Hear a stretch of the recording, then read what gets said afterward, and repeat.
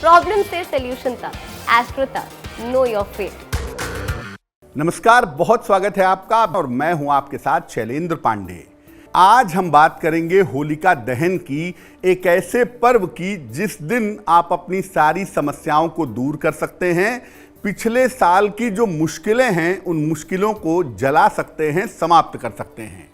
सबसे पहले जानते हैं कि होलिका दहन है क्या और इसकी परंपरा क्या है। देखिए, भारतीय नव संवत्सर, भारतीय नया साल चैत्र शुक्ल पक्ष की प्रतिपदा की पहली तिथि को शुरू होता है। इसके आगमन के पहले पुराने साल को, पुराने संवत को विदाई दी जाती है और इसकी नकारात्मकता को समाप्त किया जाता है और इसके लिए होलिका दहन किया जाता है।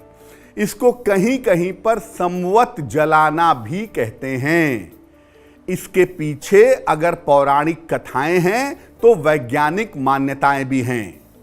बुराई पर अच्छाई के विजय के प्रतीक स्वरूप में भी होलिका दहन किया जाता है। होलिका दहन में किसी वृक्ष की शाखा को जमीन में गाड़ करके उसे चारों तरफ लकड़ी, कंडे, उपले से घेर करके निश्चित मुहूर्त में जलाया जाता है। इसमें छेद वाले गोबर के उपले, गेहूं की नई बालियां और उबटन जलाया जाता है ताकि साल भर व्यक्ति स्वस्थ रहे और उसकी सारी बुरी बलाएं अग्नि में भस्म हो जाएं। लकड़ी की राख को घर में ला करके उससे तिलक भी किया जाता है। फाल्गुन शुक्ल पक्ष की पूर्णिमा के दिन, यानी जिस दिन होलिका जलती है, उस दिन चैतन्य महाप्रभु का जन्म भी हुआ था। उनको भगवान कृष्ण का अवतार माना जाता है। इस दिन श्री चैतन्य महाप्रभु की पूजा उपासना करना भी बड़ा शुभ होता है। इस बार होलिका दहन का जो कार्यक्रम है वो 28 मार्च को किया जाएगा। इस एड को स्किप करना तो बहुत मुश्किल है, पर लाइफ की प्रॉब्लम्स का सॉल्यूशन ढूंढना आसान। प्रॉब्लम से सॉल्यूशन तक, एस्ट्रो तक, नो योर फेट।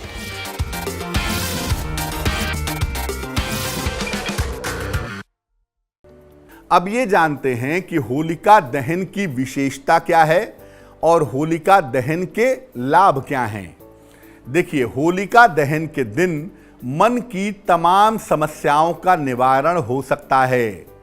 रोग की समस्या, बीमारी की समस्या, विरोधियों की समस्या, इससे छुटकारा मिल सकता है और आर्थिक बाधाओं से, पैसे रुपए की समस्या से भी राहत मिल सकती है। अगर आप ईश्वर की कृपा पाना चाहते हैं तो इस दिन आसानी से प्राप्त कर सकते हैं। अलग अलग चीजों को अग्नि में डाल करके आप अपनी बाधाओं से मुक्ति पा सकते हैं। अब ये जानते हैं कि होलिका दहन वाले दिन क्या करें। होलिका दहन जब शुरू हो रहा हो तो वहां पे जाएं, अग्नि को प्रणाम करें, होलिका दहन के सामने जमीन पर जल डालें। इसके बाद अग्नि में गेहूं की बालियां, गोबर के उपले और काले तिल के दाने डालें।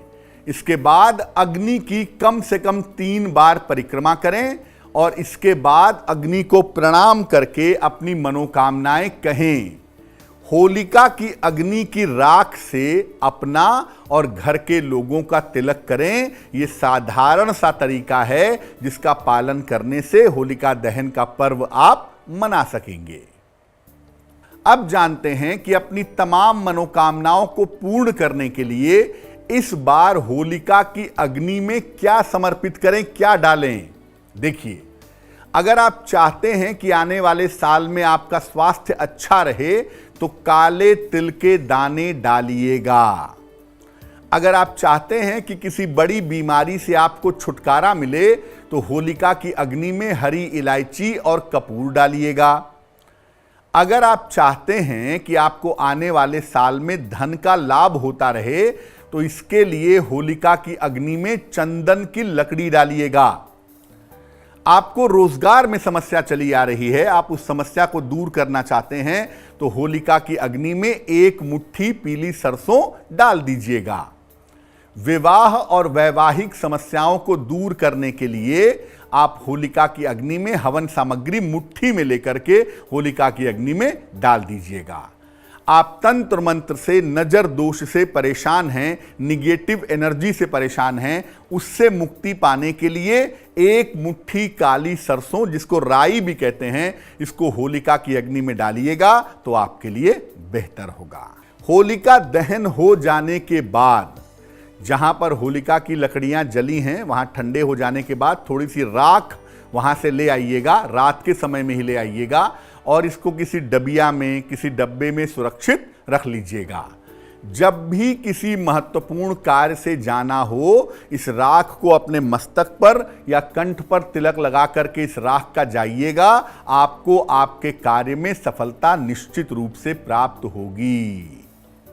एस्ट्रो तक ऐप पर आपको मिलेगा भविष्य से जुड़े हर सवाल का जवाब। डाउनलोड कीजिए एस्ट्रो तक ऐप और चुटकी में जुड़िए इंडिया के बेस्ट एस्ट्रोलॉजर से।